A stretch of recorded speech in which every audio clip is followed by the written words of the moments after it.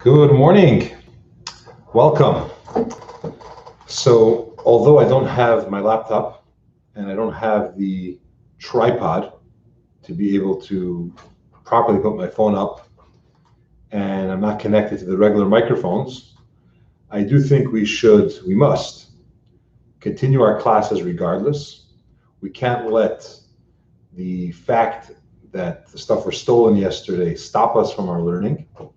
So bear with me if we have a little bit of a difference in the sound, and if you see ceiling tiles today, if you're on Facebook.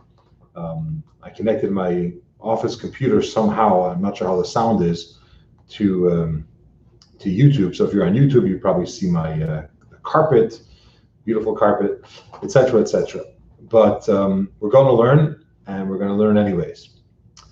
Today's class, and really this whole month of learning, is graciously dedicated by Bill and Sue Auerbach in memory of Avram Ben Yisrael, Neshama Shav and Aliyah, someone who unfortunately passed away after contracting coronavirus. And we wish the entire family, and really all of Klal Yisrael, to know only of simcha, only of joy, and only of happiness. So thank you very much, Bill and Sue, for doing this.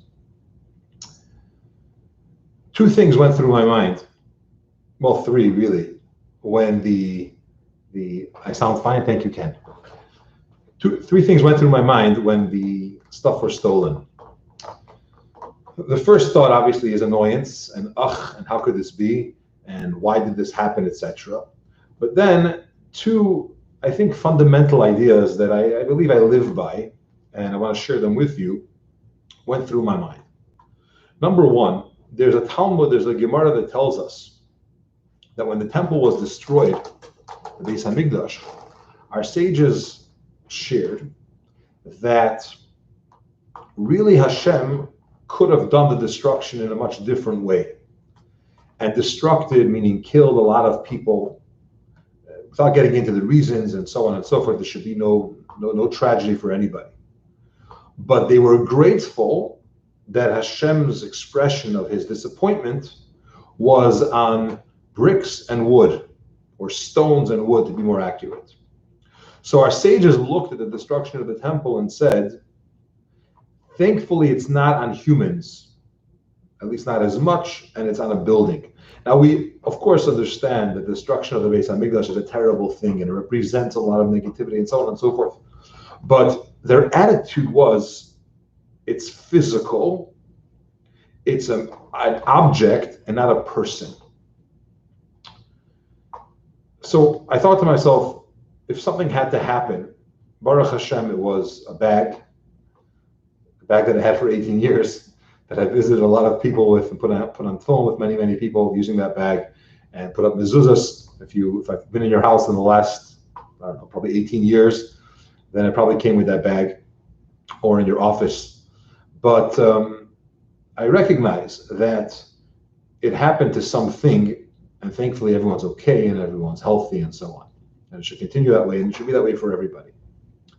The second thing which crossed my mind was, what's really going on in the heavenly world? Why is there some kind of objection? Why is something stopping us from learning Torah? I use the computer to teach, to do classes online, YouTube, Facebook, etc. And when it stops, your initial reaction is, okay, you don't want me to do it, I won't do it. But in Chassidus, we learn that when there's a challenge to something positive, it's an indicator that that positive thing that you're doing is more important than you imagined, and that's why there's a challenge. Let's look at Avram. When Avram Avinu was going to fulfill Hashem's request to take his son to the Akedah, he came across a stream of water, and he couldn't continue. And Avram said to himself, it's not possible that I could be stopped from doing what Hashem wants. Hashem sent me to fulfill a certain mission. I'm going to do it. And if there's water in the way, which normally you can't just walk through a river, I'm going to walk through it because it can't be real. And as the water got to his nose, it just disappeared. It didn't even split, it vanished. And the reason is because it was a fake challenge created or placed there by the Satan, by the evil angel, to stop Avram from fulfilling what Hashem wanted. And once Avram proved that he's doing it anyways, he went ahead with it. The angel was not able to stop him, because the way it works is they could, for the sake of free choice, a malach could try to stop you from doing something, but it can't actually stop you because we have free choice. So sometimes when there's a challenge, what that means is what you're trying to do is really important. And the angels that are involved in creating balance and free choice and etc. in the world, they understand that if this happens, a lot of good will come as a result of that. It'll be a ripple effect. So they try to stop it. They try to make you not interested. They try to create some technical difficulties. They put up all different types of stuff just to get in the way. And when we show that not only are we not going to let it stop us, but we're going to intensify what we're doing, we're going to do more of that good, obstacles go away. They literally leave. So what crossed my mind is, now that I'm missing the regular gear that I use for our live classes, let's not let it stop us. Let's do it anyways, because it tells me that it's important. Teaching Torah online is important. Being able to spread it so far is important. And thank you all for participating, for watching, for all your support, for your outpour of encouragement and really help to continue this. And let's not have any more challenges. Let's be safe and careful, etc. There was a fellow who was always looking for the world of truth. He always said, I hate this world. It's a world of falsehood. People lie, people cheat, people are constantly deceiving one another. I want to go to the world of truth. And one day he's traveling in the forest. He gets lost and a little worried. It's going to get dark soon. He doesn't know his way. And he finds a house, some building there. It's a rather large building, but there's a sign on it. It's painted on the house, the side of the building. It says, Olam Ha'emes, the world of truth. It says, great. Finally, my prayers have been answered. I'm going to be able to enter and experience the world of truth. So he goes into this world of truth. And it's really a library. But instead of books, there are shelves and shelves of candles. It's like a yahrzeit candle, a 24-hour candle, a big one. There's oil on the bottom, and there's a wick. And he notices there are different sizes. Some candles have a lot of oil, and the flame is on top. Some are very down to the bottom. And he hears a voice. It's the librarian. He says, in this world of truth, here's how it works. Every candle represents another person. And the size of the oil, the amount of oil that's there represents how much more time they have in this world. And as the oil finishes, their life ends. This is interesting. World of truth. He goes alphabetically and he finds one of his enemies. He finds their candle. He looks and he says, yep, very little left. This is indeed the world of truth. That person's a no-gooder. He does such terrible things. He lives his life in a wrong way. And I see that there truly is justice. The candle is about to end. His life is about to expire. But then it hits him. He's like, 1 second. I have a candle here with my name on it. What's in store for me? So he runs over to the row that has the letter of his name, and he finds his own letter there. He finds his own candle. And to his horror, he sees that there's not much time left. The oil is very, very close to the bottom. He doesn't know if it represents years, months, days, but he's in trouble. Next to his candle, there was another one which had a lot of oil, and he figured, hey, listen, who's going to know? I'll pour a little bit more, give myself some more time on earth. And as he lifts the candle next to him to pour it into his candle, The librarian says, whoa, whoa, whoa, this is the world of truth. Remember? Put that back. And you put it back. We have a very interesting mitzvah in this parsha, and that is the lighting of the menorah. The menorah, of course, is a symbol of Jewish life. It's a symbol of synagogue and communal life. The menorah represents light, and not just light for ourselves, but light for illuminating others, bringing light and everything that light represents, bringing it to others. And this menorah had to be lit in the Beis Hamikdash every single day. Special mitzvah. Initially, Aaron HaKohen, the high priest, did it. He would prepare the candles, he did the wicks and the oil, he would light it. And in our parsha, Torah tells us very descriptively how this was done. How does the menorah have to be constructed? Now, the menorah, as I'm sure you've seen, is made up of 7 branches. The Hanukkah menorah has 9 branches. The menorah in the Beis Hamikdash, the menorah in the temple, had 7 branches. 3 on each side and 1 in the center.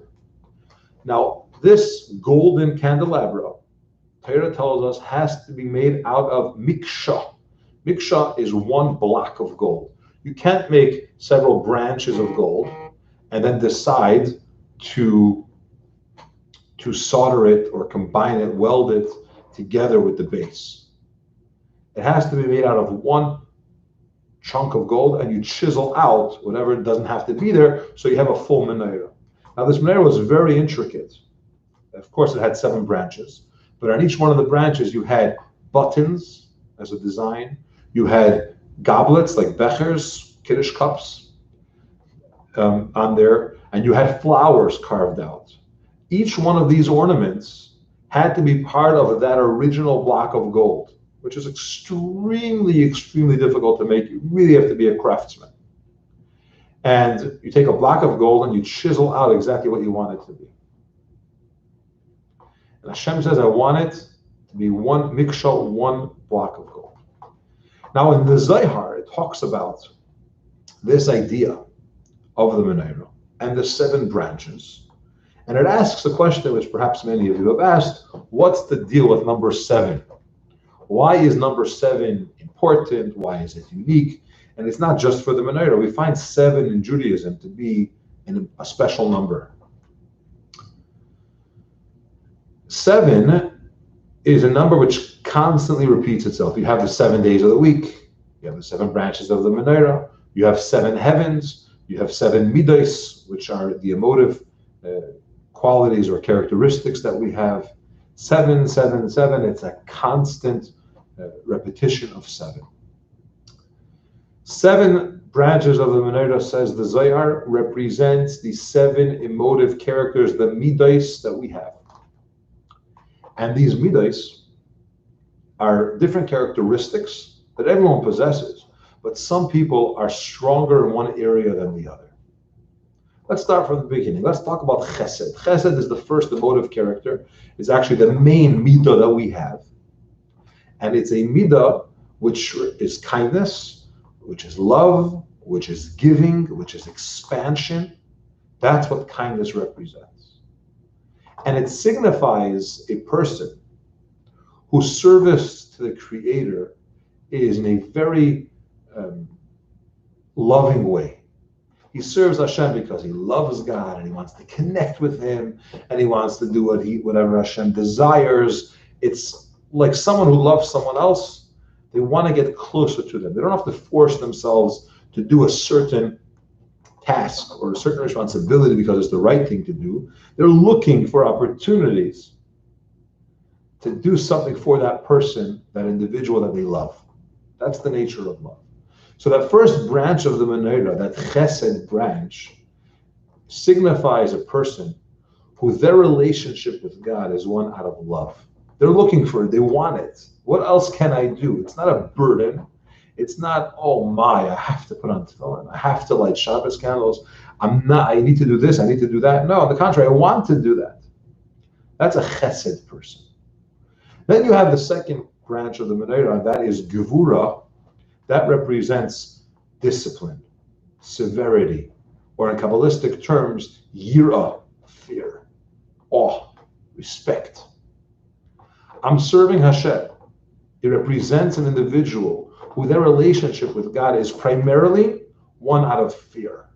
Whether you're scared of punishment or you're in awe out of the awesomeness and you say, whoa, I can't go against what he says. If that's the rule, I got to stick to it. And you're not running to do what you're supposed to because you want to, because you have this love for it, but you have to. You're appreciating the greatness, the powerfulness, and you say, okay, I'm going to do it. It's very different than the chesed mode. But then you have a third branch, and it represents Tiferes. Tiferes is beauty. Tiferes is a very healthy blend between kindness and love, and at the same time, fear and respect. We can't forget that when a person has a lot of love and a lot of desire to get closer to somebody or to something, there has to be that respect. There has to be that distance. There has to be that space, or else it could sometimes be inappropriate and so on and so forth. But Tiferes represents beauty in this context, says the Zohar, represents Torah. It represents a person who's their entire life, their entire relationship with God is not focused on my feeling necessarily, which we all have to have to God. I love or I don't love as much, or I should love more. We all have to love. Ahavas Hashem, it's a mitzvah to have a love for the divine. The fear is the second one. I'm afraid, I'm pulling back, I'm in awe. Tiferes says, Torah, whatever Torah says love, I love. Torah says be afraid, I'm afraid. Torah is my guide, the one telling me exactly what to do, how to do, when to do it. So that third branch of the menorah represents a person who their relationship with Hashem is one that is constantly Torah focused. By the way, for all those watching, you're more than welcome to ask questions, comment, whatever you want. I'll try to answer them. Try to answer them as they come in. And if you're watching this on the replay, feel free to put in a comment. I will try to address it. So we have Chesed, Gvura, Tiferes. Netzach, and listen to this. Netzach represents the branch of the fourth branch of the menorah represents Netzach. Netzach means victory. You're in a war. You're in a battle.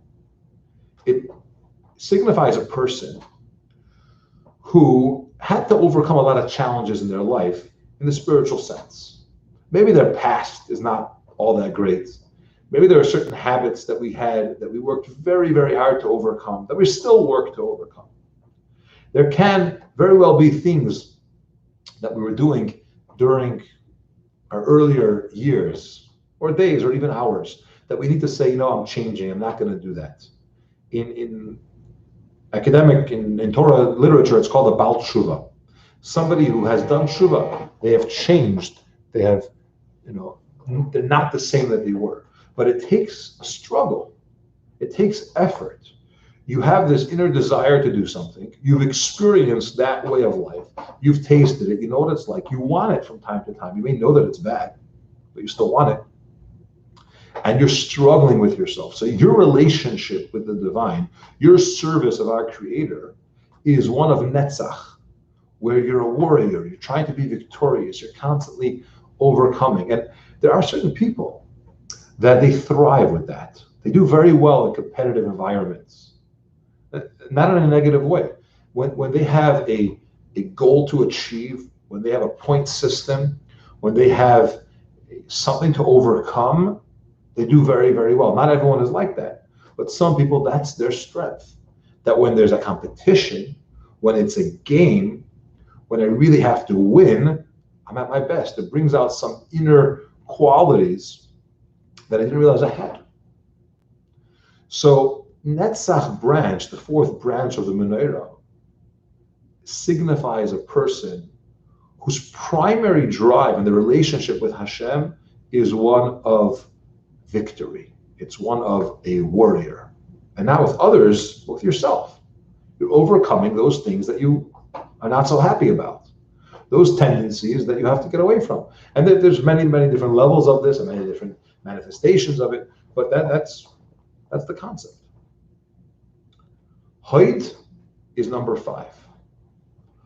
Hoid is submissiveness in a positive sense. And it represents by the way, I don't have my notes because it was in my bag. I'm just putting it out there. Hoid is a person whose dedication is sincere and simple, which basically says, whatever you say, Hashem, I'm going to do. I'm not always in the mood. I don't always want to, but I'm dedicated. I'm committed. I don't have those big feelings of love towards it. I don't have that fear or recognition that this is an awesome concept. I'm afraid, in awe, some tremendous respect. I just know that that's my job. That's my responsibility. I do it. In life, you have a lot of people like that. They'll show up. They'll do what they have to. There isn't a tremendous passion per se. You don't find a zest or a tremendous enthusiasm involved, but they do what they have to do. And it represents a person who they say, don't get carried away with emotions. Don't get lost, because emotions change. Today you're excited, tomorrow you're not. They're committed, they're predictable. It's those people that are the first ones to open the shoulder here first, the last ones to leave. You can set your clock to when they come in. It's very, very predictable, and it's routine, and it's consistent. That's another type of person who, by the way, feels that's the way to serve God. That's the way to have a relationship. Be sincere, be dedicated. That is hoid. It's a certain level of humility. I show up, I do what I have to. I'm sure if in any work environment you've met such people, they don't do anything wrong. They're always there at the right time, the right place. They don't cause any trouble. And they're not too excited in any direction. They just do their thing. In our conduct, as far as life and serving our Creator, we also have that element. The 6th one is Yesod. You'll excuse me, I do not remember what the Yesod one represents. Hopefully it'll come to me soon. Again, the book that I prepared with is not here. It's actually stolen. But I can look it up in the source, and I don't have it in front of me. But Yesod is foundation, and that represents another mode of serving Hashem. Malchus is the receiver. Malchus is bittul. Malchus is royalty. That's always on the receiving end. I will, God willing, get back regarding these 2 pieces. But Torah tells us, the Zohar elaborates, that there are 7 different ways of serving God. Generally speaking, there are many, many sub-levels. And these personalities, these different ways of doing things, are each correct. They are all the right way for certain people. Everyone has their path based on your personality, based on your soul's characteristic, based on who you are and what you're good at. And nobody could come and say that your service of God, your way of doing it, obviously there's rules that we follow, but the attitude behind those, and the examples that I gave, one person is very into it, he loves it, the other one is more disciplined, the other person is more dedicated, different ways of going about it. But each one of these ways are correct. Different people have different ways. You know that the temple in the Beis Hamikdash had 12 entryways. Every tribe went in from a different way because his gate represented a different manner, of serving Hashem. And that's how they did it. So the Menorah's 7 branches teach us that there are more than one way that you serve God. Of course, it's the Torah way, and it's with God's mitzvahs and his directives, but your personality, your style, what you focus on, how you do it, they're all correct. Each one has their way. Torah comes along and says, I want this menorah to be made out of 1 block of gold, a mikshah. Why is it 1 block of gold? Because one block means that it's all one. There are different branches. They're all needed. They're extremely important for each person to serve God and with their personality, their strength. but it's all part of one unit. Don't look at the other person and say, what? You're so emotional when you serve. You're so emotional when you do the right thing. Just be more calm and collected. It's serious stuff. Or you don't have any fear or respect. Whatever, when you look at another person with a different style, then, by the way, I now remember Yisaid. Yisaid foundation is a certain attitude where we say, I'm going to connect to a tzaddik. I'm going to connect to a righteous, holy person. And this holy person is going to lift me up. He's going to inspire me. He's going to almost do the job for me. And in Hasidic circles, Chabad teaching, Chabad philosophy is not that. In Chabad, the philosophy is that the Rebbe, the tzaddik, inspires you to work with your own efforts. He inspires you to dig deeper within yourself and do more. But in other circles and in other schools of thought, the thinking is that the tzaddik comes and he lifts you up and kind of pulls you with him into spirituality and into inspiration and so on. And kind of, if he's holy, your holiness pulls along with him. And it's one way, it's one school of thought. And having one unit of of gold, one block that makes the Menorah teaches you that there is no wrong way. Each one of these 7 ways are correct for a certain group or individual. That's how they have to be. And we have to appreciate that. Individuality is so important. We're collective, we're part of one unit, we're one block of gold, but we respect the other mode, the other way. And not just we respect it, we recognize that for them it's correct. For us, it may not be our path, but for them it is their path. And it doesn't matter how they get there, as long as they're following the rules of Torah and how Hashem wants us to live. It doesn't matter which direction you're going in, how you do it, what's your personality and what's strong and good for your characteristic and your nature. That's what you're good at. You can't take a person who is calm and very thought through and zero emotions and tell them, I want you to have a burning love and run towards doing the mitzvahs. Now, you could, and everyone has to strive towards that because we have to have a love for Hashem. We have to feel it. But if your strong point is somewhere else, it should be. We have to do all these things. Every one of these elements exists and they're all accurate. But what's your emphasis? What's your focus? I want to share with you a story from the Gemara in Saita. And this Gemara in Saita tells us a story about Rabbi Ovin. Again, I don't have my notes. It's either Rabbi Ovin or Rabbi Avohu. I'm trying to remember. But one of these great sages would teach. And he had what was called a miturgiman. A miturgiman is a translator. He would speak, and the translator would either translate to Aramaic or whatever it was, and in some cases he actually would just repeat exactly what he said in a very loud way so others could understand, hear better, and so on. So the rabbi speaks, the teacher delivers, and I don't know if it was every few lines or every few minutes, the miturgiman, which loosely means a translator, would repeat what he said. But one day there was a conversation between the 2 wives, the wife of Rabbi Avohu and the wife of the translator.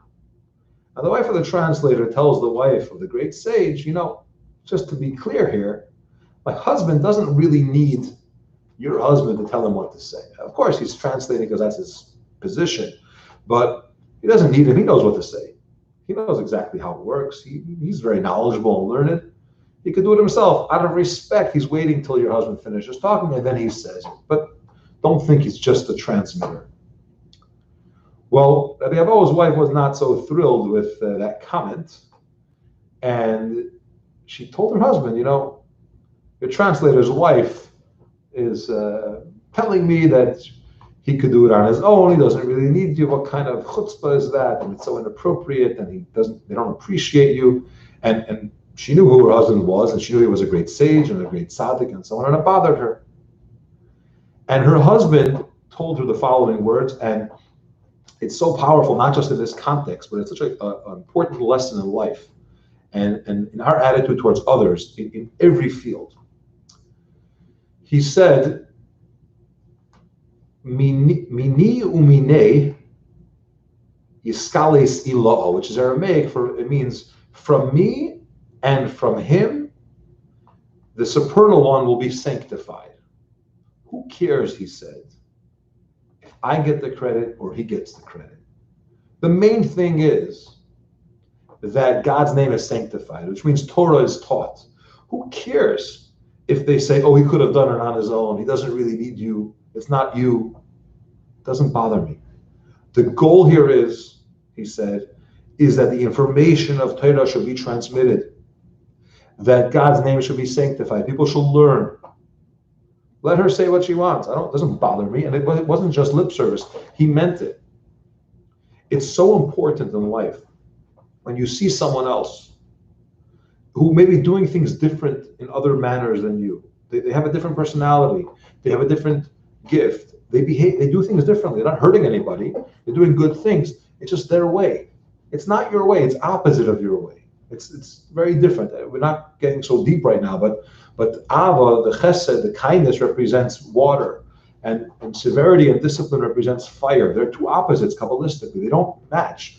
Either the water will extinguish the fire, or fire will consume, dry out, so to speak, the water. They don't work together, generally speaking. And in today's portion of Tanya, it talks about Hashem's blending of different strengths, so to speak, together. But generally speaking, there are different attitudes, and sometimes they're very opposite of each other.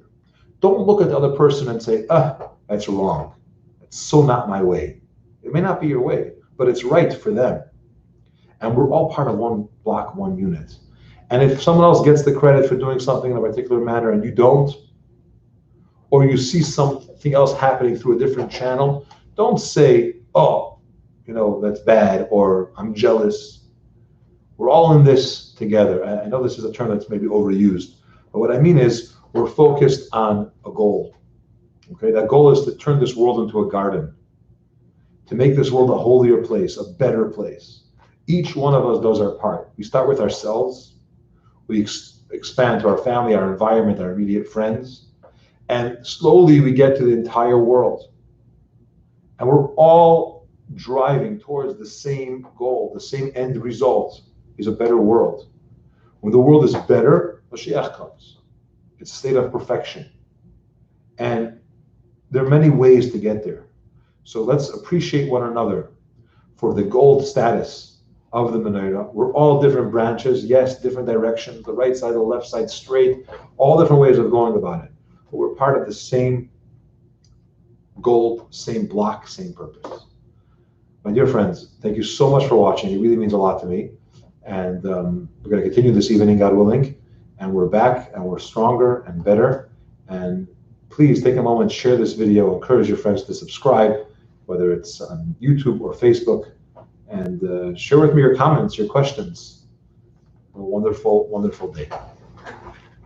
I could stay on if you want to have questions you want to ask live.